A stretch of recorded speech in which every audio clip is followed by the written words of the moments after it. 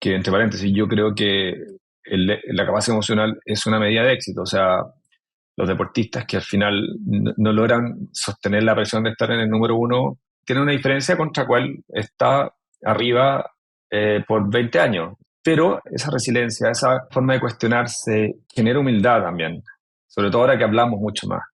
Y creo que la humildad ayuda mucho al concepto de pivotear, a decir, ok, me equivoqué en este lado, vamos por otro lado, démosle para adelante, la misma energía, las mismas ganas, la misma capacidad de crear empresas. Estás escuchando Ángeles de Latam, el podcast en donde René Lomelí, partner en 500, conversa con los ángeles que invierten en startups de la región. En cada episodio aprenderás de la mano de nuestros invitados cuál es su tesis de inversión, cómo es su proceso de toma de decisiones y también buenas prácticas para que nuevos founders y ángeles inversionistas aumenten sus probabilidades de éxito. Gracias por acompañarnos. Comencemos. Bienvenidos y bienvenidas a este nuevo episodio de Ángeles de Latam. El día de hoy tenemos a un gran invitado desde Chile, Patricio Rojas. Quisiera antes de empezar agradecer a Cristian Tala por presentarme con Pato para este episodio. Cristian también estuvo en Ángeles de Latam y puedes escuchar su episodio después de este, que fue el episodio número 28. Patricio es ingeniero comercial con un MBA en Babson. Trabajó 8 años en el mundo retail, de donde viene mucho de su experiencia, y fue emprendedor y hoy es manager de su family office Inversiones La Trinidad. También es co-founder de Femcheck y desde el 2012 ha estado haciendo inversiones. Su portafolio incluye compañías como Capitalizarme, Emblock, Pinup, Fudata y Dio. Pato, un gusto tenerte acompañándonos en este episodio. ¿Cómo estás? Hola René, un gusto estar contigo y con ustedes. Gracias a Cristian por presentarnos en Miami hace unas semanas y feliz de compartir lo que ha sido el camino mío y de nosotros como inversionistas ángeles. De verdad, muchas gracias, Pato. Pues para arrancar, tú sabes que en Ángeles de Latam nos gusta primero conocer a la persona y quisiera que arrancáramos con que nos cuentes quién es Patricio Rojas. Patricio Rojas, 42 años, casado con dos increíbles niñitas, chileno, dentro un poco fuera de lo común ya que no nací en Santiago, estudié el colegio fuera de Santiago y me vine a la universidad acá en Santiago. Estudié ingeniería comercial, si bien en una muy buena universidad me costó bastante la carrera, tengo que ser bien objetivo, yo creo que tenía otros intereses más fuera de la universidad en ese minuto que dentro de la universidad, pero finalmente salí y todo ese tiempo que me costó, porque me gustaba mucho mi carrera, pero me gustaba mucho estudiar, me hizo motivarme a emprender, a buscar como un trabajo que sea mucho más dinámico. Y ahí tuve la suerte de entrar y partir como siendo comprador y en retail, que te da un ritmo de trabajo y es una muy buena base para hacer negocio. Luego de eso volví a ser independiente y hubo un momento en que mi familia estaba decidiendo salirse de ciertos negocios y existió la posibilidad de armar un family office. Decidí hacer un MBA como un poco para reenfocar mis conocimientos técnicos, mi networking, mis contactos y escogí Babson, que creo que todos la conocemos como la gran universidad del emprendimiento. Algo particular de mi postulación a Babson, y dentro de o sea, mi carta para postular, yo puse que yo quería estar en el buy side of entrepreneurship. O sea, desde muy antes o desde muy siempre he estado viendo invertir en startups, invertir en este mundo del emprendimiento. Tuve una concentración en finanzas y emprendimiento, e incluso estuve a punto de lanzar una startup biotech junto a un par de compañeros. Nuestro Family Office, si bien partió el 2015, el 2012 fue cuando partimos invirtiendo en este mundo. Pato, ¿y recuerdas cuál fue tu primera inversión? 2012 es una época en la cual no había un ecosistema de inversión en Latinoamérica, era un momento muy inicial de industria.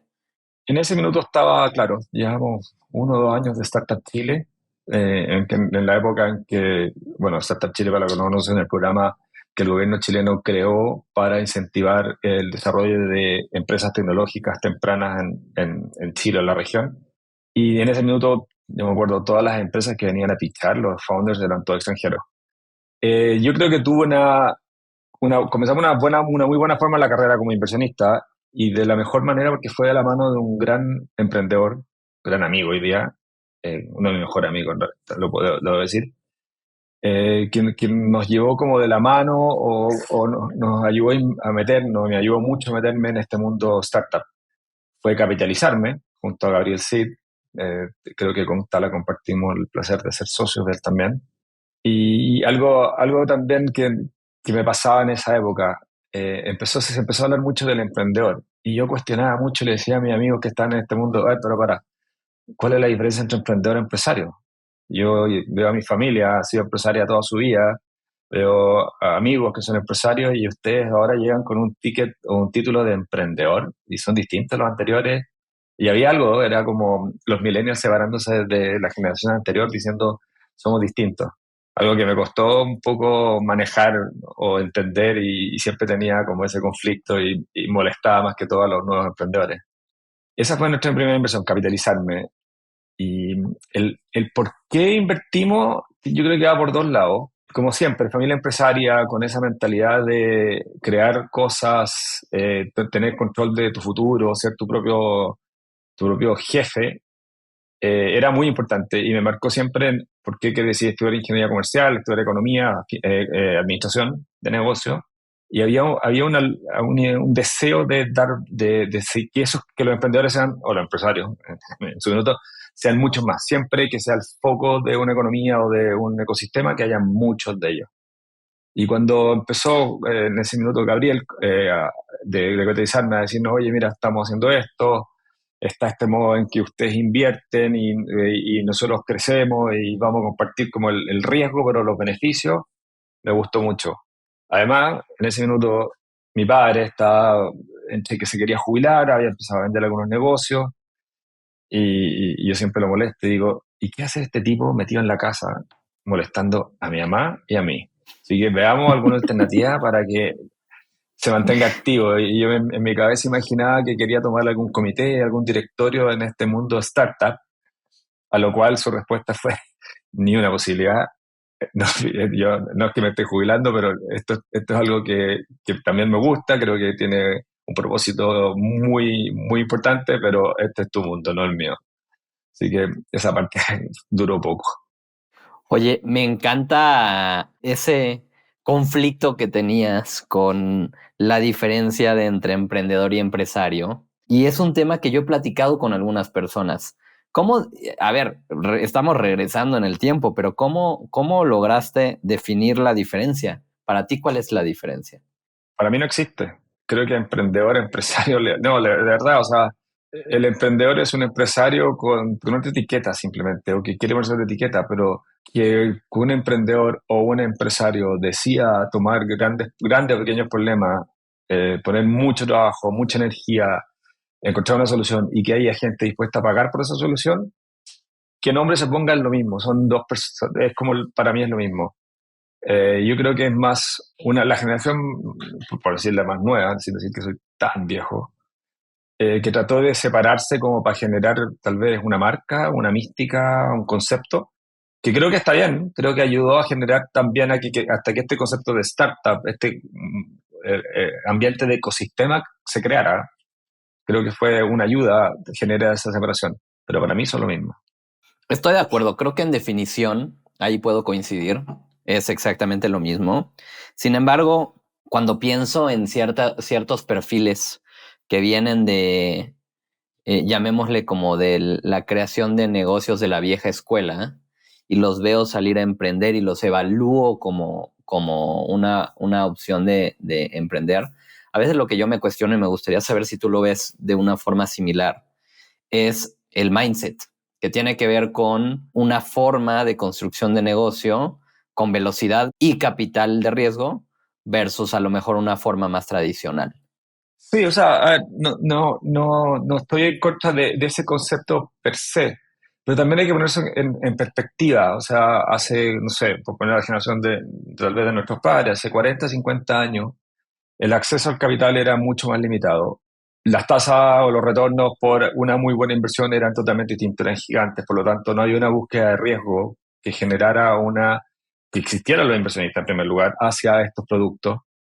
Entonces, el tirar capital o ir hacia el riesgo, creo que, o sea, capital de riesgo, creo que no lo comparto tanto. El mindset sí, o sea, muchos empresarios antiguos o de la otra generación, creo que tenían esa visión de que se construyen las cosas poco a poco. Pero también genera el conflicto en el emprendedor cuando empieza a generar un lifestyle business versus estar todo el minuto creyendo que innova o no innova, cuando hay empresarios que son de negocios muy largos que están innovando constantemente. De acuerdo en eso. Y regresando un poquito, Pato, a esa primera inversión, mencionas a Gabriel como un amigo y que también estaba en ese momento explorando. Entonces, Gabriel también invirtiendo tal vez, pero al mismo tiempo emprendiendo, y esa es la compañía en la que tú terminas invirtiendo. Exactamente. Él partió con un concepto inicial, que era generar soluciones 3D para la industria inmobiliaria y rápidamente, como buen emprendedor, pivoteó hacia algo que se dio cuenta cuando empezó a entender la industria que estaba, pivoteó y empezó a querer capitalizarme.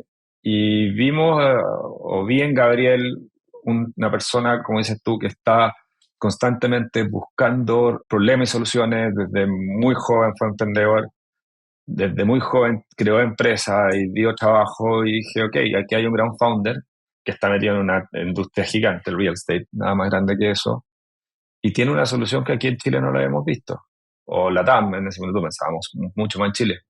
Y valía la pena apoyarlo, no, y creo que se dio todo lo que es un ángel en su minuto, porque no solo apoyar con dinero, sino también ayudar con dedos, desde ayudar a hacer una planilla para una evaluación de un proyecto, de ser el consejero, ser el amigo que está detrás, diciéndoles, vamos, ánimo, oye, no dormir, no llegar a la casa, no es bueno, pero tampoco es terrible, tiene un propósito, tiene un futuro, así que aquí estamos.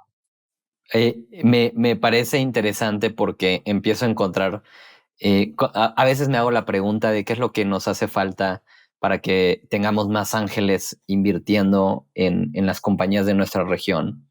Y ahorita que mencionas esta historia, pues me haces pensar en al final del día, tu primera inversión la haces en un contexto de una relación previa que ya tenías, en donde a lo mejor en la amistad con Gabriel ya habías generado confianza, sabes, en ese momento ya conoces la capacidad de este amigo de construir cosas y es un voto de confianza.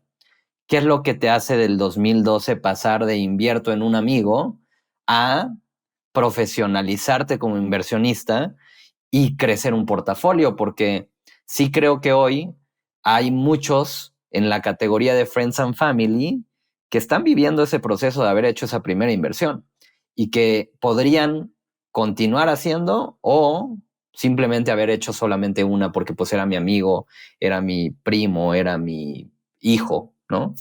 Mira, a ver, creo que dijiste una palabra clave desde la perspectiva nuestra, o sea, o mía en particular, portafolio. Nosotros como Family Office estamos muy invertidos en alternativos, o sea, gran parte de lo que administramos son activos alternativos y creemos en la construcción del portafolio, de diversificar riesgo y de tener ciertas posiciones en ciertos lados. Por tanto, cuando empezamos a ver que esta clase de activo podría ser interesante y ser parte de un portafolio, es que decidimos dar ese paso y tal vez empezar a conocer otras personas donde no teníamos esa relación, donde no conocíamos su background completamente y empezar a invertir.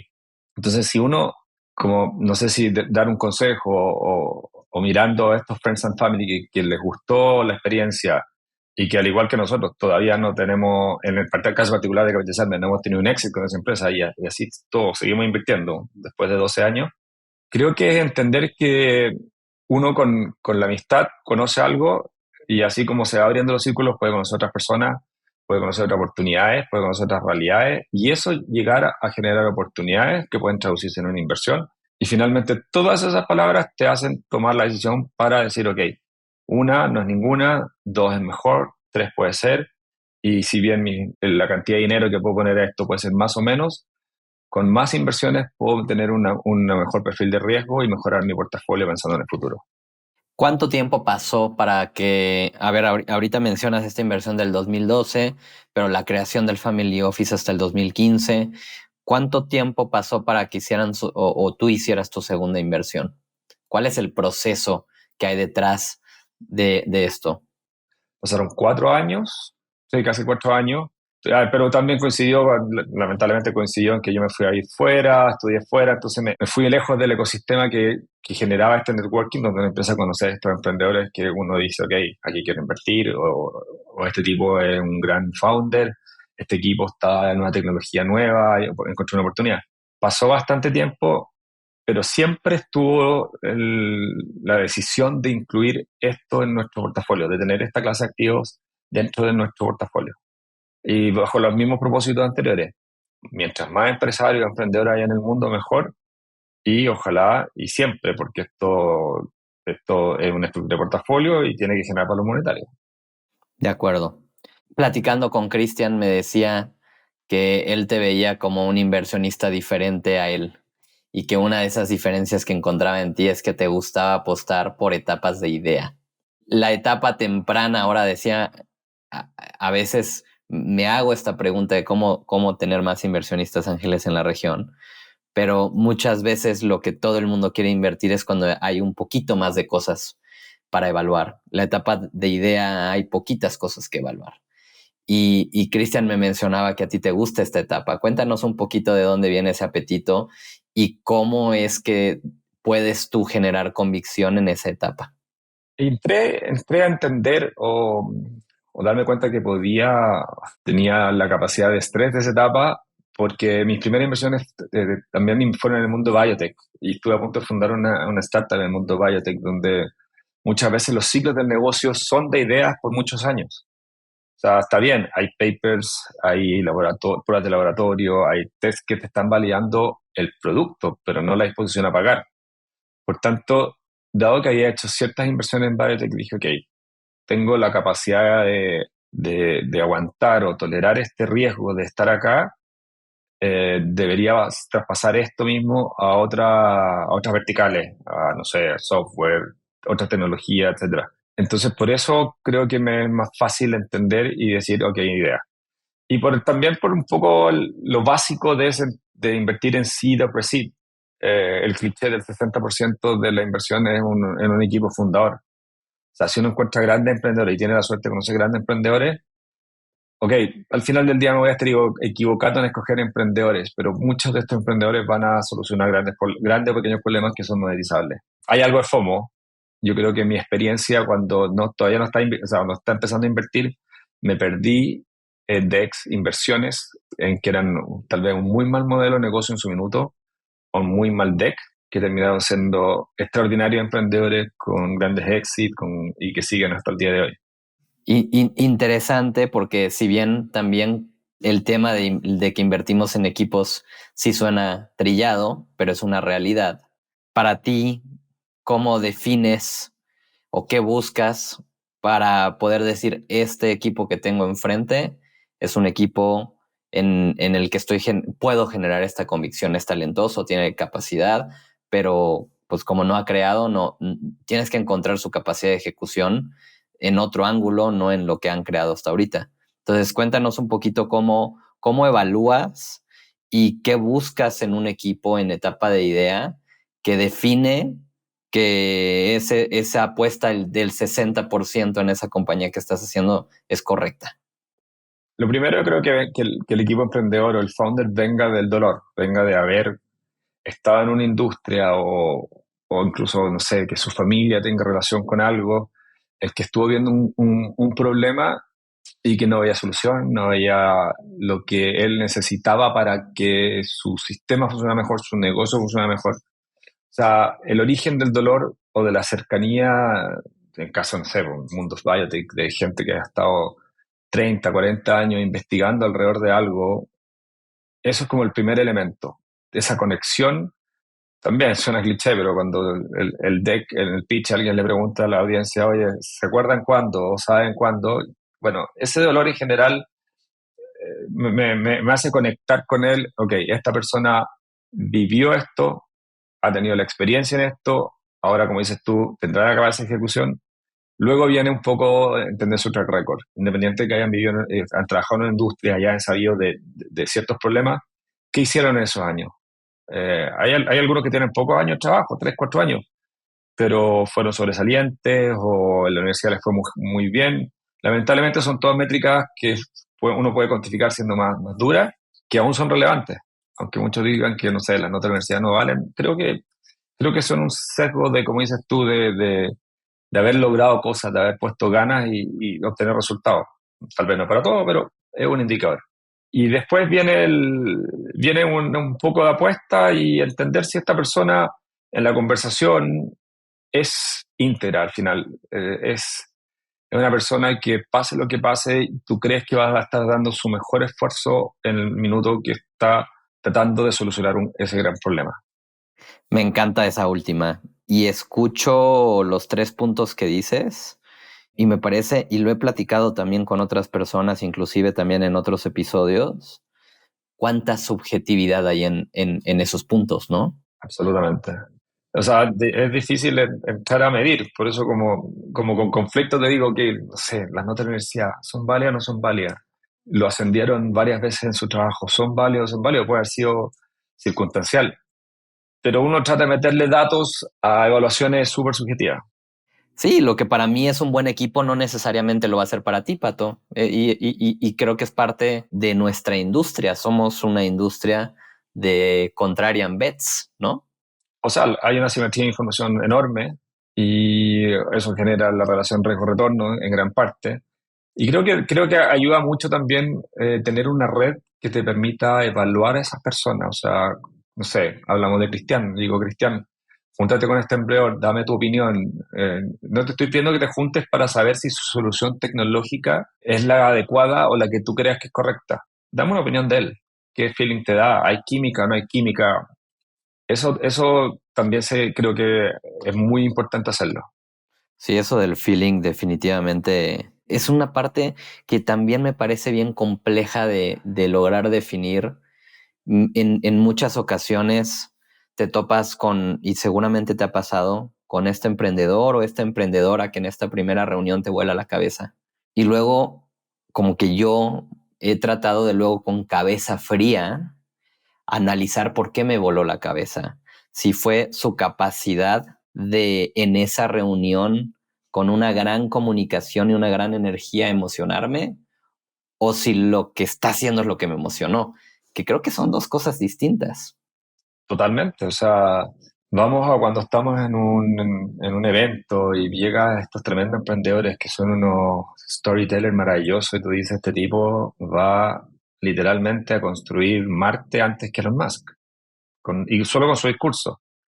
Sí, cuesta mucho sacarse ese concepto de química, pero creo que es relevante, porque pasando cierta cantidad de filtros, sobre todo en el rol del ángel, del inversionista ángel, es que muchas veces, muchas más que menos, el inversionista ángel termina siendo un amigo para tomarse un café, un trago, que un advisor técnico o una persona que le haría networking. Entonces, tener esa capacidad de conectar con esa persona para seguir acompañándolo en cualquier faceta de su desarrollo empresarial o de la startup, creo que es importante. Entonces, si no hay química, tal vez tu aporte va a llegar solo hasta cierto punto. Y los ciclos de negocio dan para todo. O sea, un emprendedor que técnicamente extraordinario, con tremendo empuje, que va subiendo y de repente, burnout. Estás ahí para él, tal vez no es necesario, pero ojalá puedas ayudar con eso. Y ante un burnout probablemente no te va a dejar entrar a su mundo, a su parte más cercana para ir a tomarse un trago o un café o ir a caminar por el cerro.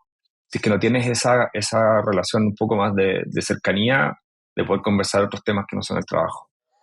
Este podcast es traído a ti gracias a Descubre.vc, la plataforma que consolida las noticias del ecosistema de startups en LATAM. ¿Quieres estar al tanto de todo lo que sucede en nuestra región? Entra a Descubre.vc y regístrate hoy. Continuamos. De acuerdo. Tocas un tema que me parece interesante, que es el del burnout. Y creo que somos hoy una industria que se ha vuelto más consciente de salud mental y se ha vuelto más consciente de traer un balance de la vida y el trabajo.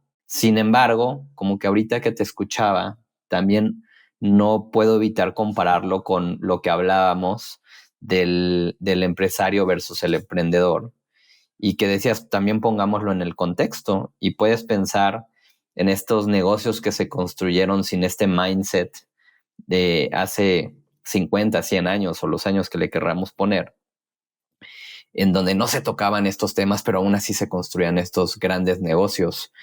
¿Crees que el tema de haber hoy traído esa más empatía y sensibilidad a temas de salud mental y burnout puede traer algo de influencia en la resiliencia del emprendimiento hoy?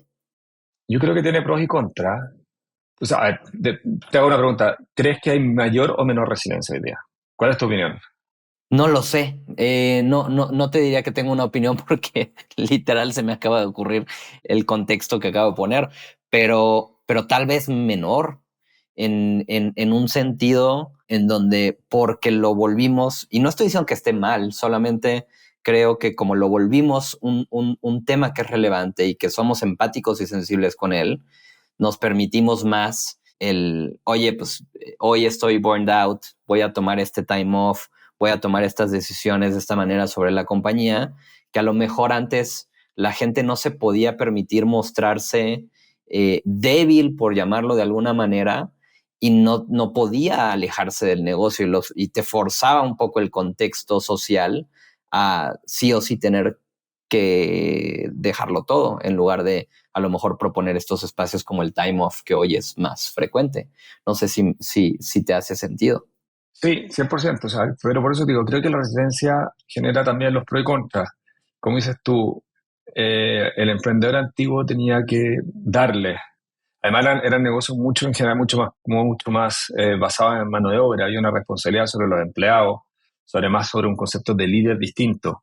Y creo que la diferencia de resiliencia con hoy, si bien puede tener costos en que los burnouts son más normales y puedes ver emprendedores que pueden dejar al final colapsar y dejar todo botado porque no tuvieron la capacidad emocional de manejar esto, que entre paréntesis yo creo que la capacidad emocional es una medida de éxito. O sea, los deportistas que al final no logran sostener la presión de estar en el número uno, no los veo como alguien débil, pero los veo como que tienen una diferencia contra cual está arriba por 20 años, o sea, los tenistas, por ejemplo. Pero esa resiliencia, esa forma de cuestionarse, genera humildad también, sobre todo ahora que hablamos mucho más. Y creo que la humildad ayuda mucho al concepto de pivotear, a decir, ok, me equivoqué en este lado, vamos por otro lado, démosle para adelante, la misma energía, las mismas ganas, la misma capacidad de crear empresas. Entonces también hay, como todo en este mundo que estamos, genera oportunidades. Coincido. Me gusta cómo lo pones, específicamente el hecho de traer más transparencia al compartir y ese tema de humildad, sin duda, creo que es muy relevante. Pato, cuéntanos un poquito de la dinámica de un family office y de pronto cómo convive con tus inversiones individuales si es que hoy haces ambas. El Family Office es mi primer trabajo, por ponerlo de ese nombre, y es la base que nos da para, al final, las ventajas que uno tiene, y hay que dar gracias por eso, de que tenemos capacidad para invertir en este mundo. Esa es la base y y además me hace ser responsable sobre los resultados, porque esto es parte de un portafolio y tengo que maximizar las utilidades y las ganancias de ese portafolio. Y me apalanco en eso, en tener esa capacidad de invertir y la capacidad de invertir me da la opción de que me abre puertas, etcétera, para buscar oportunidades para el Family Office y oportunidades mías.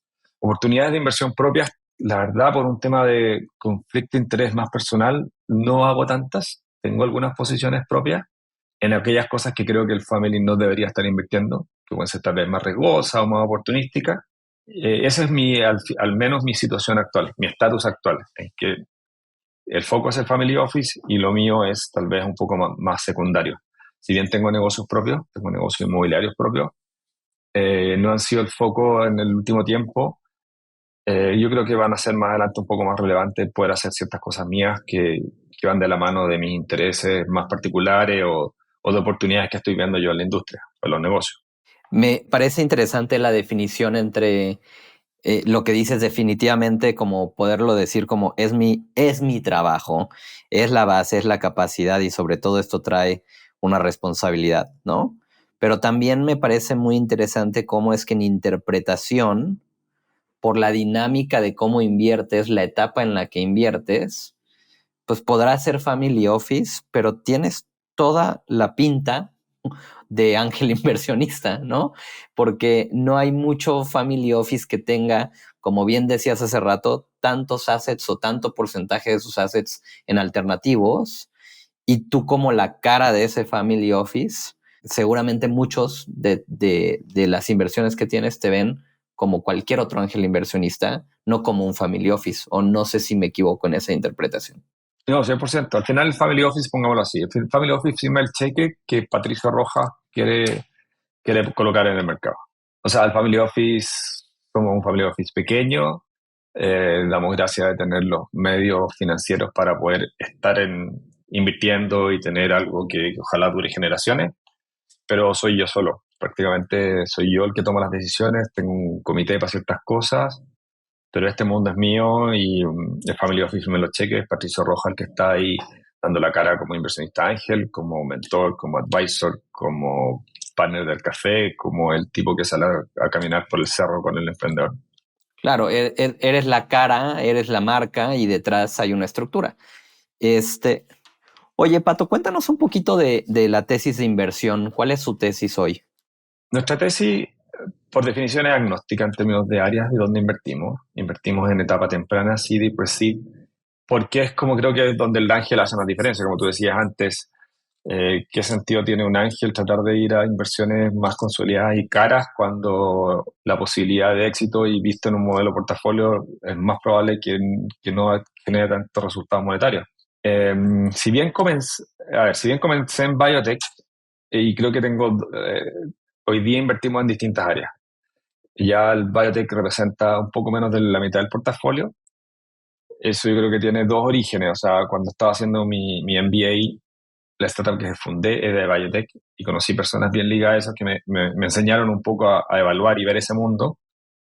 Y lo otro porque nuestra familia viene del mundo agrícola y creía que en agricultura, y sobre todo en el origen del éxito que tenía mi familia es innovando en agricultura. Entonces creía que podíamos aportar ahí. Por eso nuestra base fue biotech. Sin embargo, hoy día invertimos agnósticamente en distintas áreas.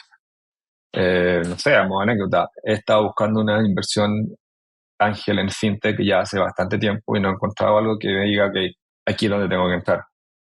Pero ¿por qué? Y también pensando en un portafolio.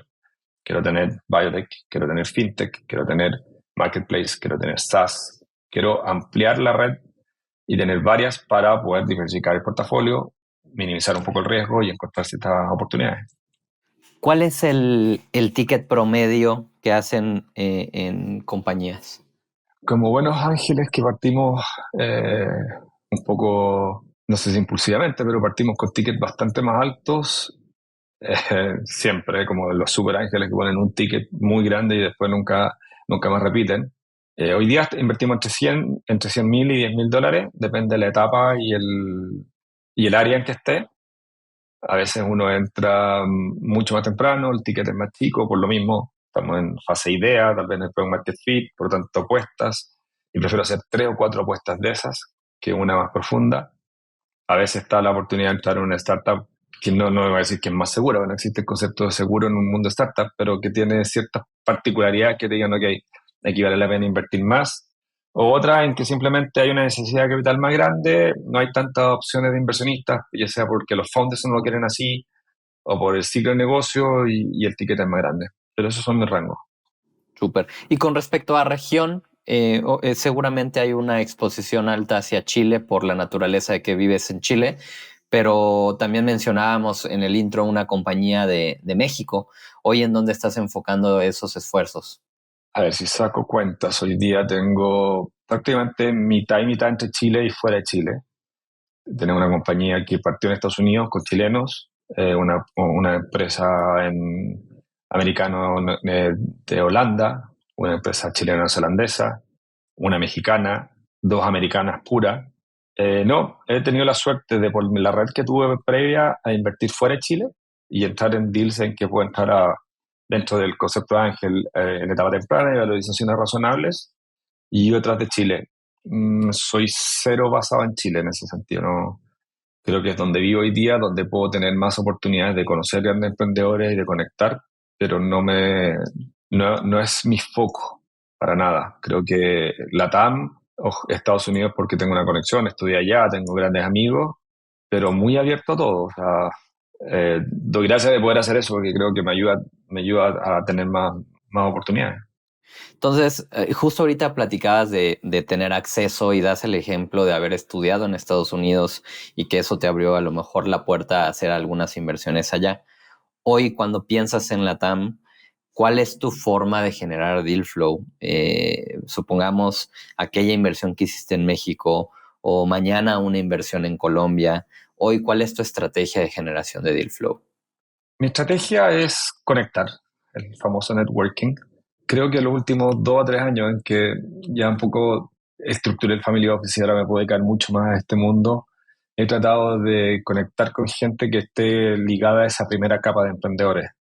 Y he tenido la suerte de conocer grandes personas, grandes amigos que me ayudaron a meterme en este mundo en Chile.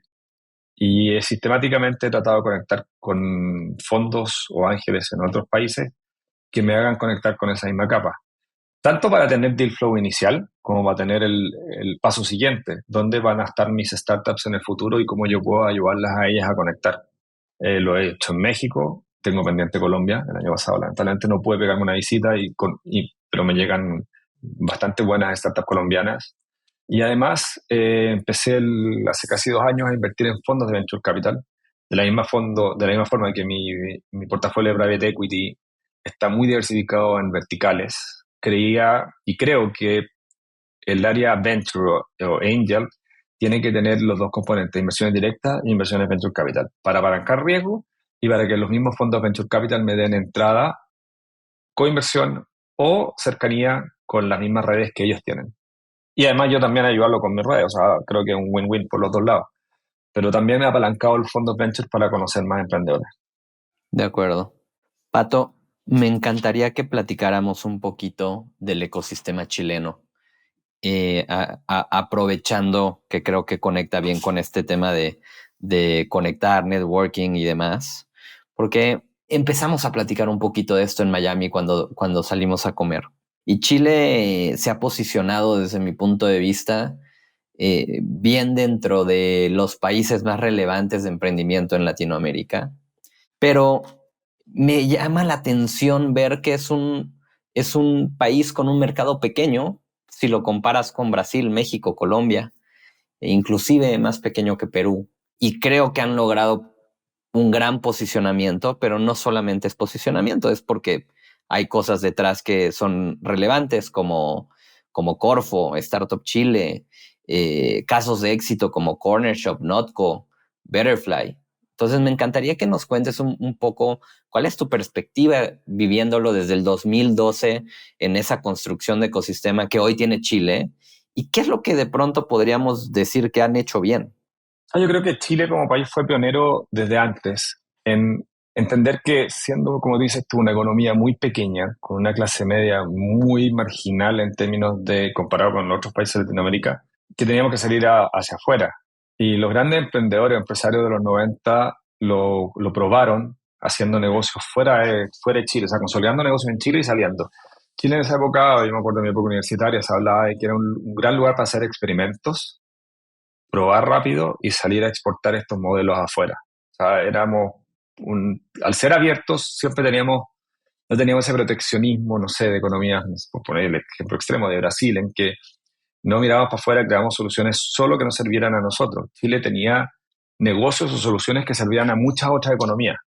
Entonces, ese mindset chileno, sumado a lo que dices tú de Corfo y Startup Chile, que empezó a importar estos modelos de startups, de emprendedores, de rápido crecimiento, que en frontera, generó como la base para que el chileno saliera. O sea, o no que saliera, pero que pesara más en la región de lo que su tamaño diría que debería pesar. Entonces, con ese mindset salíamos y hacemos cosas que en un país chico probamos rápido, vemos si funciona, ok, ¿cuál es el siguiente paso? Chile es muy pequeño para nosotros, tenemos que salir. Creo que eso hace que Chile, como dices tú, te sorprenda o sorprenda a los demás. Todavía creo que queda mucho de eso, pero esa capacidad relativa se está perdiendo porque tenemos otras economías como Colombia o incluso Perú que están generando ecosistemas propios que nos van a salir a competir. Pero todos los que creemos en que la competencia es buena, vamos para adelante, o sea, mejor. Sí, sí, en verdad me parece interesante porque para ponerlo en números, Chile, ¿cuál es su tamaño de población? ¿Más de 19 millones de personas? Sí, somos 19 millones de personas con una clase media que yo creo que debería estar en el tercio hoy día, o sea, una clase media que, ya en el peor de los casos, imagina que fuera la mitad, fueran 10 millones de personas. No es comparable con la de Colombia, el poder adquisitivo relativo a eso es mucho menor, ni hablar de México, ni hablar de lo que Ecuador, como dice, estamos conversando, va a ir creciendo. Por tanto, ya no, cualquier negocio que nazca en Chile no se puede quedar en Chile. Entonces ahí ves tú los modelos exitosos de compañías que salieron hacia afuera a buscar y exportar los modelos de negocio. Al final exportar talento. Grandes emprendedores pueden hacer negocios en todos lados. Solo que aquí tuvimos la suerte de tenerlos, que hayan probado, hayan tenido, levantado algo de capital y salir a hacer otras cosas. Creo que lo defines en esa última frase, exportar talento.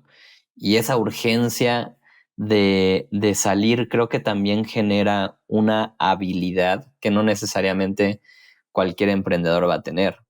Ahora, desde el 2010, no, yo creo que 2021, nosotros hicimos nuestra primera inversión en Ecuador, que curiosamente tiene un tamaño de población similar a la de Chile, pero como ecosistemas son dos ecosistemas muy diferentes. Ecuador tiene 18 millones de personas. Y algo que notamos muy rápido es el tener una respuesta a cómo tu siguiente país, cuándo y cómo, y que hay una relación bien alta con las compañías en esos mercados que empiezan a levantar capital y empiezan a tener tracción relevante cuando tienen su segundo mercado dominado, no el principal. Sí, Chile nunca va a ser, como dices tú, el primer mercado. No es como una startup en México, una startup en Brasil. Y me atrevería a decir incluso Colombia, que con consolidación interna pueden capturar capitales. El problema sí que compartimos en toda Latinoamérica que la capa secundaria es muy escasa y por eso es mejor salir a buscar otros países que buscar a consolidar un gran país. Porque aunque estés en Colombia, aunque estés, bueno, tal vez México un poco distinto a la cercanía con Estados Unidos, y hagas un tremendo negocio, ¿cuál es el paso siguiente? No tenemos casi private equity. Los IPO creo que no son para la escala de Latinoamérica, entonces un estratégico, una empresa americana, europea que quiere entrar a Latinoamérica, es difícil encontrar ese siguiente paso. Hace ratito mencionabas, y lo platicábamos antes de empezar a grabar, me decías que en el evento al que asististe en Miami, que es Emerge Americas, veías mucho la tendencia de AI en los showcases de startups y demás. Y me hace preguntarme hoy, si tú vienes invirtiendo desde el 2012, ¿cómo vas adaptando tu criterio y tu tesis de inversión con respecto a cosas tan grandes que vienen a modificar cómo hoy hacemos startups? ¿Cuál es, desde tu punto de vista, la estrategia con la que tú estás abordando algo tan grande y tan impactante que está viniendo a cambiar AI, así como en el pasado lo vino a hacer otras tecnologías como Web3 o cripto y otras, que en tu forma de buscar compañías, construcción de portafolio, evaluación, ¿cómo impacta eso?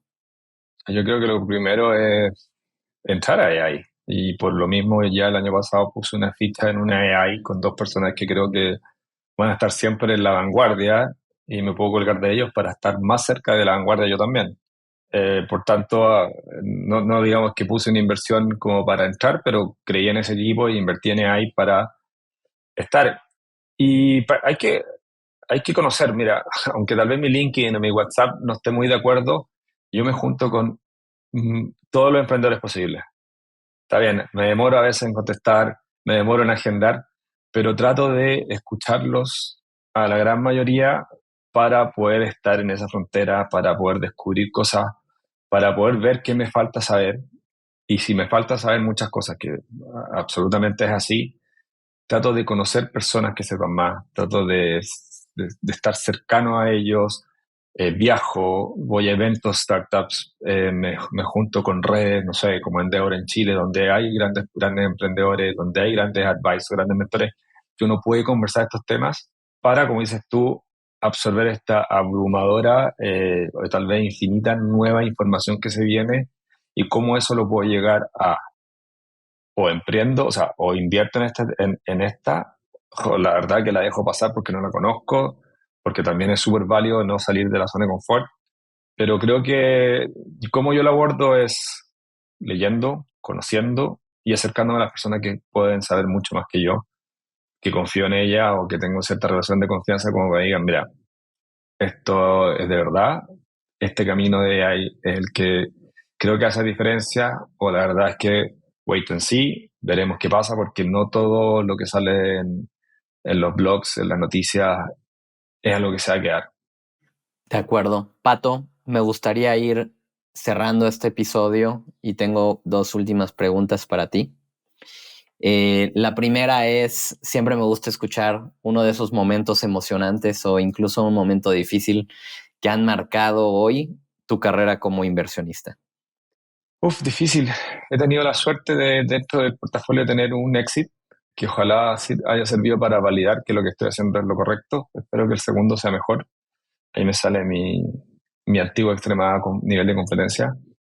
Por el lado emocionante. Por el lado triste, o sea, todavía no tengo un write-off. Creo que hay un par de compañías que están en el borde de.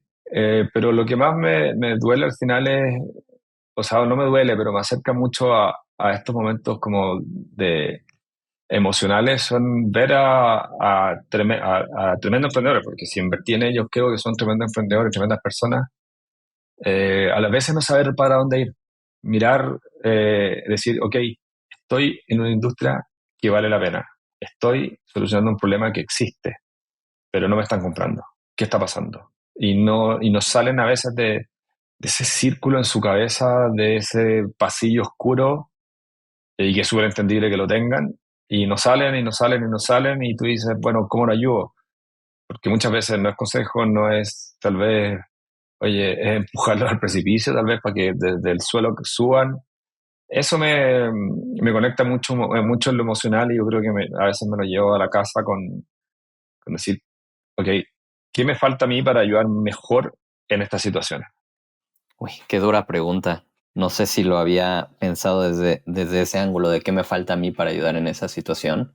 O sea, como somos inversionistas, si somos inversionistas y creemos que tenemos que ser profesional, tenemos que tener las herramientas para ayudar. De acuerdo. Y no es que no tenga ese mindset, más bien la forma en la que hiciste la pregunta me gusta. Yo sí tengo varios write-offs y me ha tocado tener que tratar de ayudar, ¿no? Y sin duda, una que me quedó muy marcada es en esa llamada en donde ya sabes que el destino de esa compañía es evidente, pues hacer la pregunta, para mí fueron dos a ese founder en ese momento y es, ¿qué es lo que tú quieres hacer? O sea, que olvidémonos un segundo de la relación inversionista-founder, olvidémonos un segundo de que el destino de esto es evidente. Tú, founder, ¿qué necesitas? ¿Qué es lo que tú quieres hacer? Y la otra pregunta que me trajo la respuesta que creo que puede llevarte a cómo ayudar es que le preguntaba, ¿qué es lo que necesitas para poder dormir bien? El saber que seguramente esto te quita el sueño es muy duro. Y como bien dices, los equipos en los que invertimos porque creemos que son grandes founders y todos merecen dormir tranquilos, no lo contrario. Y entonces esas preguntas creo que se me quedaron dando vueltas en la cabeza cuando me ha tocado tener que enfrentarme con esas llamadas. No, son grandes preguntas y ojalá ir de a poco sumando respuestas y no, y antes de llegar a la última llamada. Correcto. cuando estabas hablando y me imaginaba un poco la conversación anterior, pensaba en tener un NPS como inversionista. Medir eso es importante. Nosotros lo hacemos en una escala de pronto diferente por el número de inversiones que hacemos en 500, pero eso nos da una visibilidad y un NPS definitivamente lo recomendaría en ese sentido.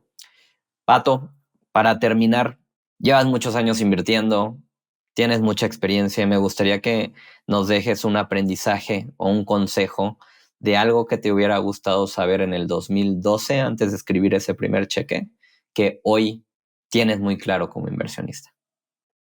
Una de las cosas que más he aprendido es que, y creo que varios lo han repetido tal vez en tus podcasts, es que está muy bien enamorarse de lo que uno hace, pero aquí hay que buscar lo clave es el problema, no la solución, porque a veces nos quedamos pegados en productos que tal vez no son la solución completa. Por tanto, tenemos que estar full a solucionar un problema. Eso nos va a llevar y tal vez no nos llegue a nosotros como founders o al founder a encontrar él la solución, pero alguien de su equipo o la empresa que creó down the way va a decir, ok, ahora sí está el problema. Cuando nos quedamos pegados en los productos, muchas veces nos quedamos en algo que no va a funcionar para todos los escenarios. Esa es una de las primeras cosas.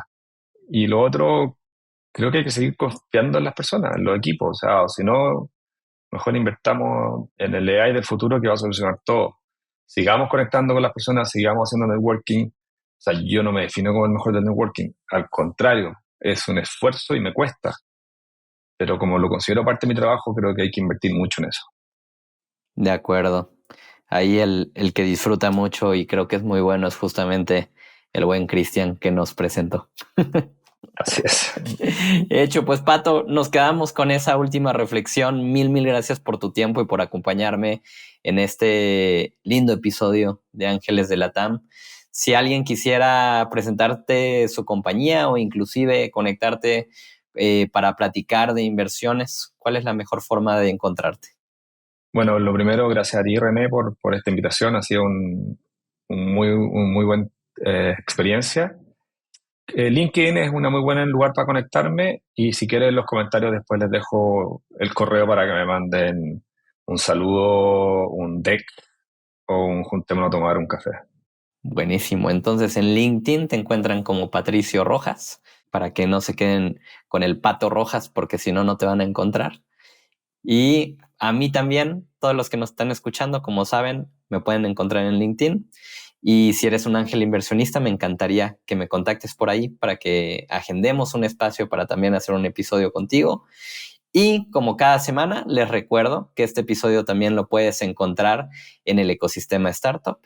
Y por último también, recordarte que si estás emprendiendo en etapa temprana, en 500 queremos conocer tu compañía. Estamos invirtiendo $300,000 en etapa temprana. Y si quieres, también escríbeme en LinkedIn para que evaluemos tu compañía.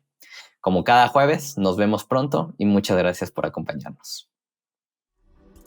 Esto fue Ángeles de Latam. Si te gustó el episodio, ayúdanos a compartir esto con más personas y síguenos para mantenerte al tanto de la siguiente conversación. Búscanos en redes sociales como @500latam y @descubrebc.